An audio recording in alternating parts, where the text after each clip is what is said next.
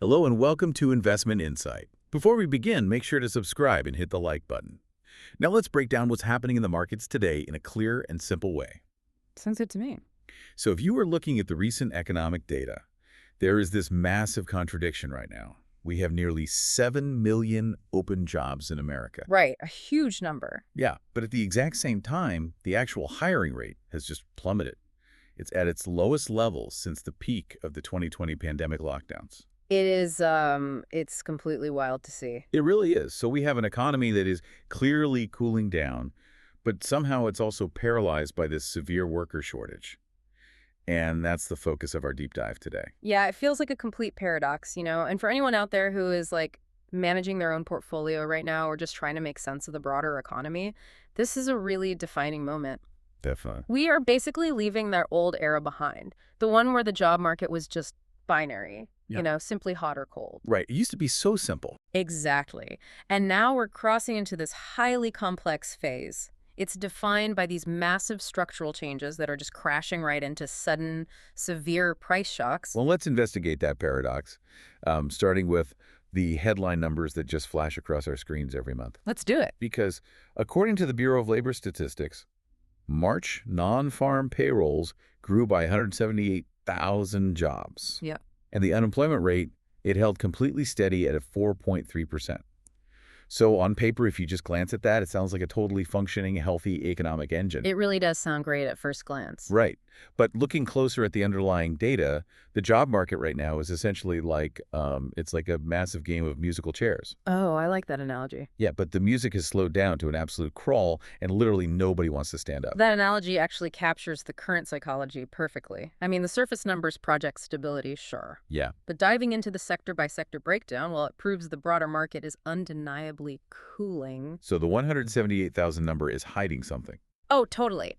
That top-line number of 178,000 new jobs is incredibly deceptive because if you look at the data, it's heavily concentrated in just three specific areas. Just three. Just three. So the economy added 76,000 jobs in healthcare, 26,000 in construction, and 21,000 in transport and warehousing. Wow, okay. And meanwhile, federal government jobs actually dropped by 18,000. So we aren't seeing a rising tide lifting all boats here. But not at all. We're seeing specific pockets of absolute necessity. I mean, hospitals are always going to need nurses. Right, exactly. And logistics hubs will always need forklift drivers, regardless of what the stock market is doing on any given Tuesday. That is so true. But outside of those isolated pockets, it feels like the broader economic momentum is just stalling out. The stalling is incredibly evident when you look at the split area metrics. Like year-over-year wage growth has slowed down to 3.5%. Okay, that's a drop. And the average work week ticked down as well to 34.2 hours. Wait, I want to pause on that drop in the average work week, that 34.2 hours, because that feels like a leading indicator to me. Oh, it absolutely is. Right, because employers don't usually start by firing people when business slows down. That's a last resort. Exactly. Firing is expensive and messy. Right. They start by cutting shifts or, trimming overtime and shaving hours off the schedule to save on payroll costs long before they officially issue layoffs. That is the exact mechanism at play here. It allows companies to manage costs without losing their trained staff. Which makes sense. It does. And to truly understand the sheer lack of movement in the market right now, we have to look at the Joel test data. That's the job openings and labor turnover survey, right? Yep, that's the one. Think of it as the dashboard that measures the actual kinetic energy of the workforce. So, as we mentioned earlier, there are still 6.9 million open jobs out there. Which sounds like a lot. It does, but actual hires fell drastically, down to just 4.8 million. Wait, hold on a second.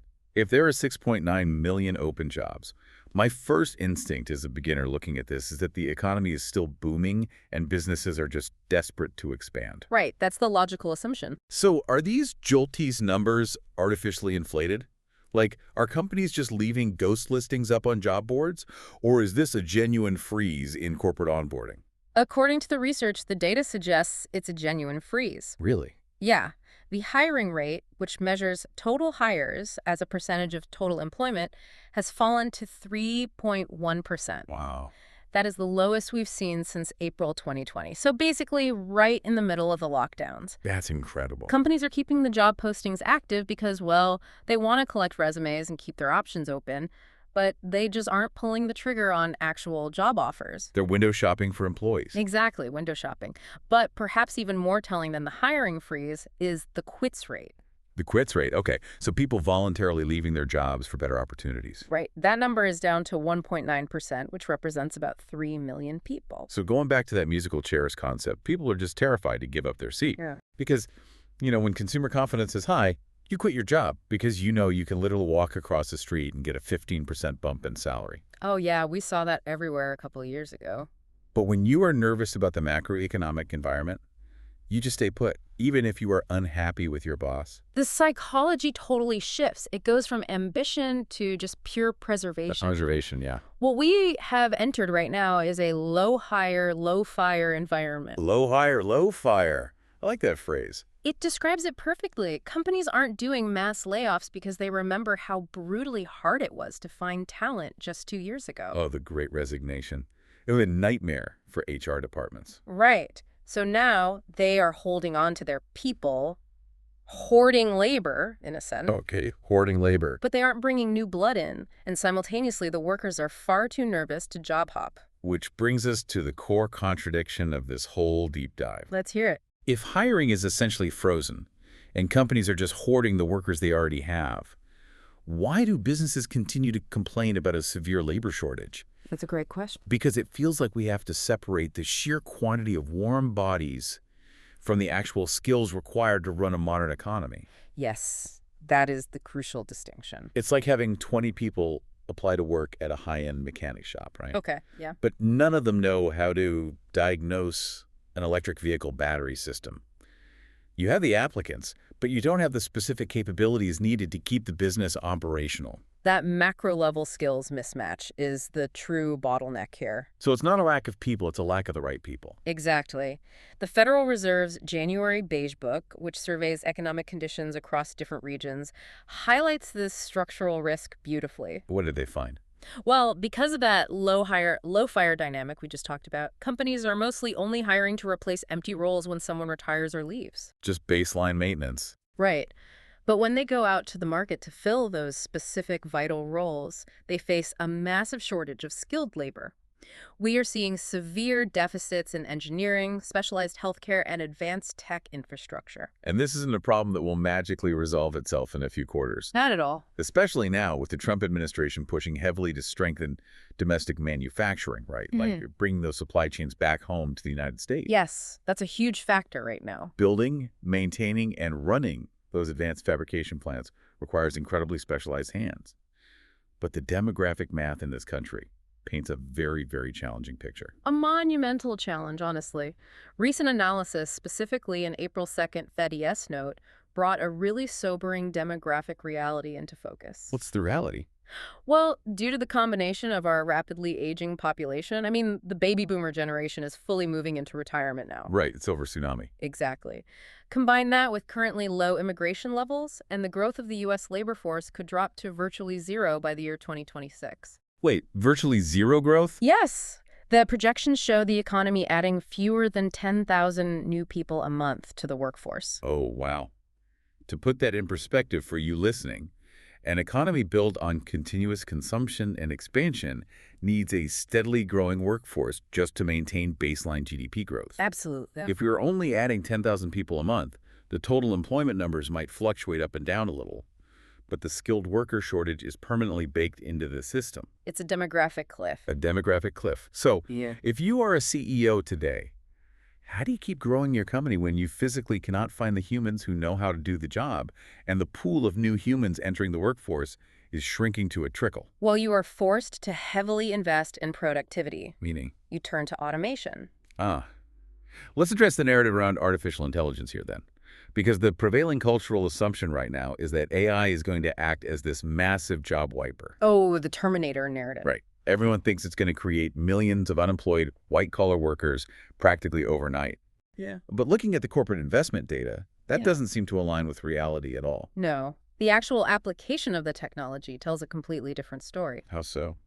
The Fed's analysis noted that companies are currently using artificial intelligence specifically to boost internal productivity and prepare for these looming permanent labor constraints. Okay, so it's a defensive move. Exactly. They are not dropping millions of dollars on AI infrastructure to fire their current staff today. They are doing it to survive the lack of future staff. Okay, that makes a lot of sense. If you need a team of 5 engineers to launch a new product line, but you can only find 2 qualified candidates in the entire state, Right. you hire those 2, and you spend heavily on AI coding assistants and automation tools to help those 2 guys generate the output of 5. Yes. It's a force multiplier, not an executioner. Force multiplier, I like that. Furthermore, this transition is bleeding far beyond office workers and software developers. Really, into blue-collar work. Yes. On April 1st, the Department of Labor actually announced a major initiative to integrate AI training into registered apprenticeships for decidedly blue-collar fields. Like what? Things like data centers, telecommunications, and advanced manufacturing. That is a fascinating pivot. We're Yeah. talking about physical, industrial jobs getting an AI overhaul. Yes. Think about a telecommunications technician who maintains a massive regional network. Okay. Instead of manually driving around all day to diagnose physical line faults, they are being trained to use AI-driven predictive maintenance software. Oh, so the software tells them where to go. Exactly. It tells them exactly which node is going to fail before it even happens. Wow. This is a massive forced retraining effort in the physical world. It alters the required skill sets, the necessary training programs, and importantly, the capital expenditure budgets of the entire industrial economy. So we have this incredibly expensive transition happening across the corporate landscape right now. Very expensive. Businesses are basically being forced to spend billions of dollars on AI licenses, automation hardware, and extensive retraining programs, simply because the demographic math says they won't have the human labor they need. Yep, they have no choice. So what happens to the broader economy when you take all of those forced operational expenses and suddenly drop a massive global price shock right on top of them? Well, you trigger severe economic stress. Naturally. I mean, the system can handle a slow demographic transition, but sudden input costs spikes. That breaks the math. And we are seeing that break in real time with the ongoing conflict in the Middle East. Unfortunately, yes. To put it simply for you, the current economy is like trying to drive a heavy truck up a hill with the parking brake stuck. That's a great way to picture the sluggish, labor-constrained job market. Exactly. And then suddenly the price of diesel fuel doubles, Right. which forces the engine to work twice as hard and burn twice the cash just to maintain its current incredibly slow speed. And that engine is rapidly overheating as we speak. Let's talk about the energy numbers. Okay, breaking down the data from April 7th, the energy picture is incredibly stark. Oil has surged past $110 a barrel. $110. Wow. And Brent crude is up over 50% since the conflict broke out. For the Federal Reserve, and really for any company reliant on physical goods and transportation, this is an absolute worst-case scenario. Let's walk through the exact mechanics of why $110 oil is so devastating to a company that is already struggling with those high labor costs we talked about. How does this actually manifest in a company's corporate earnings? It creates what economists call a margin squeeze. A margin squeeze. Okay, unpack that. Basically, the cost of running the business goes up, but the revenues stay flat.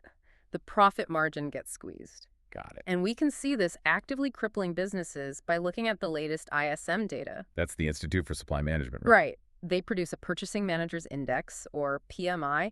And this is important. This isn't just theoretical modeling. It's actual real-world data. Exactly. It's a direct survey of the people actually buying materials and managing supply chains on the ground. So it's an unfiltered pulse check on the operational reality of American business. Precisely.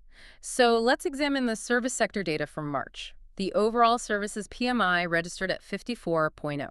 Okay, and in this index, anything above 50 means the sector is technically still expanding, right? Correct. So modest growth. However, when you look at the specific subcomponents inside that survey, the warning signs are flashing bright red. Oh. The employment index inside that survey plummeted to 45.2. Which is below 50. Right. That indicates hiring in the service sector is actively shrinking and shrinking fast. Okay. Yet at the exact same time, the price index rocketed up to 70.7. Whoa. Yeah, that is the highest price reading since October 2022. That is a staggering divergence. Employment is contracting at 45.2, but the prices they are paying to run the business are exploding at 70.7. It's a brutal combination. Are they paying these massive premiums for specialized software, energy, and logistics just to compensate for the fact that they can't afford or maybe can't find the human bodies? That is exactly the dynamic. They're bleeding jobs, either through attrition or frozen hiring, while paying through the nose to keep the lights on and the servers running. And what about manufacturing? Same story. The manufacturing sector data reinforces this exact trend. The manufacturing PMI was 52.7, so showing slight overall growth. Okay. But the manufacturing employment index shrank to 48.7, while the prices they pay for raw materials and energy surged to 78.3. 78.3. Yes, the highest level since June 2022. So both the services and manufacturing sectors are screaming the exact same message to us. We are freezing headcount, but everything required to run this business costs significantly more. Which leads directly to the Federal Reserve's current paralysis. Paralysis. Because traditionally, the playbook is really simple, right? Super simple. If job growth slows down and the manufacturing employment index dips below 50, the Fed is supposed to step in like a giant economic shock absorber. Exactly. They cut interest rates to make borrowing cheaper. Right, which encourages businesses to invest, hire, and grow again. But right now, that shock absorber has suddenly locked up completely. Because the inflation from the oil. Yes. We can track the rapid shift in sentiment within the Fed itself over just a few weeks. On March 18th, the Federal Open Market Committee held rates steady at a target range of 3.50% to 3.75%. So they were basically in a holding pattern, waiting for the labor market to cool down enough to justify a rate cut. Exactly. But fast forward to April 6th, and you have prominent Fed officials publicly warning that inflation signals are suddenly flashing orange or worse. Orange or worse, because they're looking at $110 a barrel of oil and realizing they are totally trapped. They are completely boxed in. Here's the reality of the situation. Even if the job market genuinely rolls over and unemployment starts to climb, the Federal Reserve might be entirely unable to cut interest rates to rescue the economy. Why not? Because oil prices are an input cost for literally everything, from plastic packaging to aviation fuel. Sustained high oil prices keep baseline inflation elevated. Oh, I see. If the Fed cuts rates while oil is at $110, they risk reigniting a massive inflationary fire. But on the flip side, if they don't cut rates, everyday businesses will slowly drown under the combined weight of high borrowing costs, massive AI transition expenses, and super expensive energy. Exactly. It's a lose-lose situation for the Fed. So because the Fed is paralyzed by $110 oil, the traditional investment strategy for beginners, like just buying broad market index funds or growth stocks during an economic slowdown, that playbook is broken. Completely broken. So how does an investor adapt to a market where the central bank cannot come to the rescue?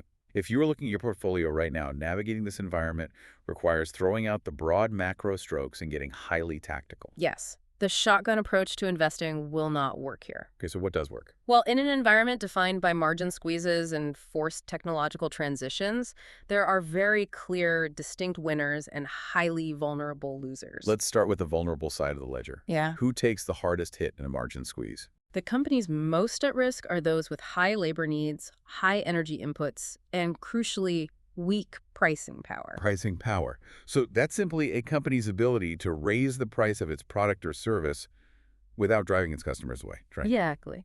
If you run a business where your labor costs are creeping up and your energy and shipping costs are skyrocketing, you need to pass those costs on to the consumer. Right, you have to raise prices. But if your customers are highly price sensitive and they'll just abandon your product for a cheaper alternative over a $1 price hike, Then you can't raise prices. right, your profit margins will just evaporate. What does that look like in practice?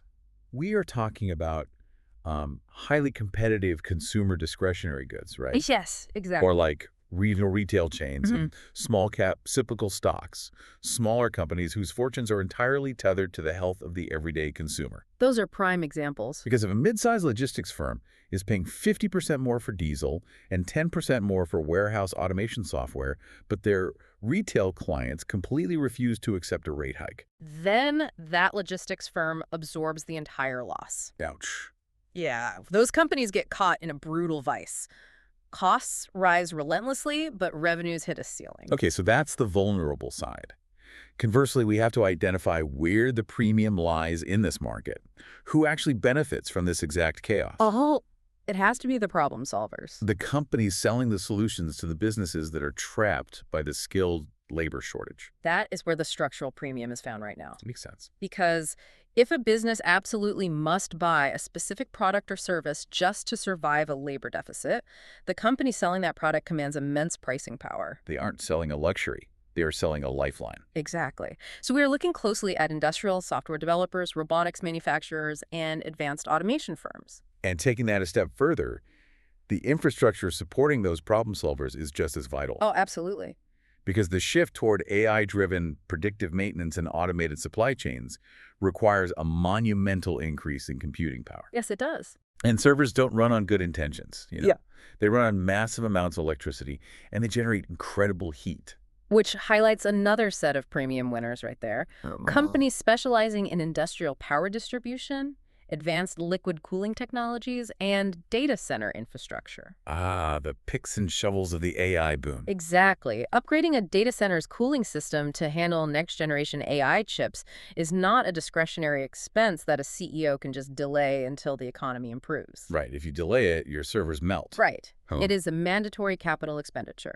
Therefore, the stocks of the companies providing those cooling systems maintain a strong premium, largely insulated from minor fluctuations in consumer spending. That structural demand makes a lot of sense. But looking at the broader equities market, recent analysis showed that UBS actually lowered its 2026 S&P 500 target specifically because of the Middle East energy shock. It did, yeah. So does that signal that everyday investors should be stepping away from equities entirely, just cashing out? Not necessarily. It is really vital to read the nuance in those institutional moves. Okay. While UBS did lower their target to reflect the very real probabilities of slower GDP growth and delayed interest rate cuts from the Fed, they still maintain a positive view on U.S. equities overall. Oh, okay. The adjustment isn't a signal to flee the market and hide your cash under a mattress. It is a signal to be hyper-selective. Be highly selective. Right. The goal is to find companies with earnings that are resilient to macroeconomic chaos, the problem solvers we literally just discussed. And for the other pillars of a portfolio, like, say, long-term bonds or currency strategies involving the U.S. dollar. In the current climate, fixed income and currency strategies demand incredible flexibility, and their performance is tied almost entirely to one specific metric: the price of crude oil. It all comes back to oil. It really does. If the conflict persists and oil remains tinned at or above $110 a barrel, the bond market will have to fully price in sustained inflation and long-delayed rate cuts. And what does that do to bonds? That scenario typically drives bond yields higher, which pushes bond prices lower, Right. while simultaneously strengthening the U.S. dollar as a safe haven asset. However, if the geopolitical tension eases and the energy shock cools down, it completely flips the script. So if oil drops back down to, say, $80 a barrel, the inflationary pressure lifts. Exactly. The Fed finally gets the breathing room it needs to execute those rate cuts. Yeah. And suddenly, long-term bonds become highly attractive again. Yes. It all hinges on that energy input cost. Wow. Which is why the biggest mistake you can make right now is relying on the traditional lagging indicators to guide your decisions. Right. If you base your strategy solely on the headline 4.3% unemployment rate, you are basically driving by looking in the rearview mirror. Exactly. The dashboard has fundamentally changed. If you want to understand where this complex economy is actually heading, you have to track the mechanics. You have to. Watch the labor force participation rate to see the demographic reality. Track the JOLTS' quits rate to gauge the true psychology of the American worker. Monitor the ISM employment and price indexes to see the margin squeeze in real time. And above all else, right now, watch the price of oil. We have spent the last 20 minutes exploring a completely new economic paradigm. We really have. The illusion of healthy headline numbers is hiding a deep skilled worker shortage, which is forcing a massive corporate pivot toward AI and automation, right as a global energy shock puts a historic squeeze on profit margins. It's a perfect storm. It is. And this shift raises a really profound question for anyone trying to anticipate the next decade of growth. Which is? Well, the old model of economic expansion was largely based on population growth. You build a new factory, you hire 1,000 new workers, and output goes up. But we are fundamentally shifting away from an economy driven by simply adding more bodies to the assembly line. Exactly. Because of the demographic cliff and the specialized skills gap, we have no choice but to transition to an economy driven by extreme productivity. Doing significantly more with the exact same number of people. Right. So the provocative thought I want to leave you to ponder today is this. Will these forced multi-billion-dollar investments in AI and automation create an incredible new era of technological efficiency that ultimately saves the economy and drives unprecedented wealth? Either. Or will the crushing, unavoidable costs of energy and raw materials choke out that innovation before it ever has a chance to fully take root? That is the trillion-dollar question. It is literally a race between human technological productivity and physical resource scarcity. The winner of that race will define the next generation of the global economy. Man, that tension between extreme efficiency and resource scarcity is going to dictate every major market move from here on out. The old tools we use to diagnose the economy might be broken, but hopefully we've given you a sharper lens to view the market today. Don't forget to subscribe and hit that like button.